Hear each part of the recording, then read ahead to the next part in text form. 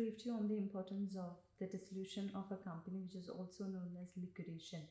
I would like to walk you through the process in very simple ways. First is the preparation of the board resolution. Now, this is a document where we mention the decision of the company to wind up. Now, when the shareholder of the company is a corporate, in that case, this particular board resolution should get attested or legalized from the country or where the parent company is located. Secondly, is the appointment of a liquidator. Now, this is one of the very important phase. You'll have to wisely choose a liquidator for your company who will act on behalf of you throughout the whole process. Thirdly, is notification of VAT deregistration. Now, this has to be done within 20 days of the liquidation board resolution which is being prepared. So, when we approach FTA, they will consider the date on the board resolution. So, within the date, within 20 days, so say if we have prepared a board resolution in the month of October and we're planning or we start with the liquidation process by November, in that case, there is a chance that you will get a penalty from imposed by the FTA. So it's very important to note that whenever you're beginning with the liquidation process, the board resolution date and the FTA date should have only the maximum gap that you can have is 20 days. Fourth is lease termination. Now it depends where your company has been located. If it's in the free zone, then there is a standard format or a rule that's been followed, which is 3 months prior to the renewal. When it comes to mainland, it depends upon the landlord under whom your license or your office space has been registered.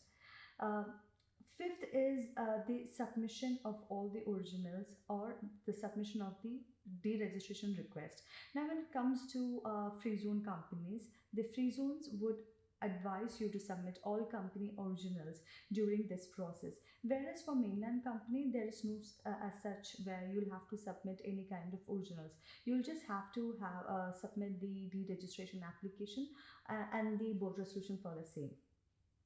Next is clearance from various departments. So this is the list that I'm actually giving out is not a complete list, though this is a common list which for sure will have to go through during the liquidation process.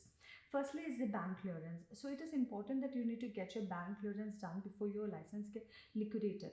Say if there is any kind of balance in your account, once the license has been liquidated, then there is no chance of going and getting that fund withdrawal. So it's very important that you get the bank clearance completely done.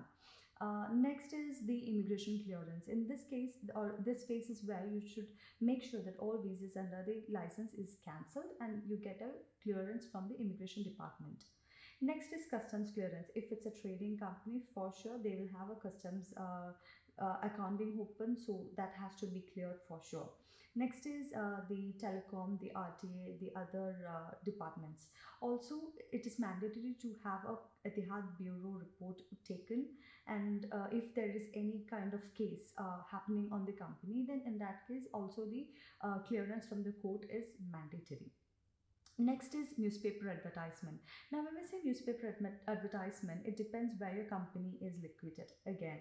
So, if it's a free zone company, then it depends, it's free zone to free zone. Some free zones would say they need a advertisement of 15 days, well, some say like 30, 35. So, it depends where the company has been located. Well, for a mainland company, it's mandatory, it should have a 40 days of newspaper advertisement being done. Next is the liquidatory report. This is prepared by the liquidator whom you have appointed on behalf of you. Last but not the least, once when all these clearances, these reports, and everything has been submitted or been cleared, that's when you submit all these documents at the authority and get your license deregistration certificate done. Once this has been done, any time in future, you can gladly come back to UAE and begin another new venture for yourself.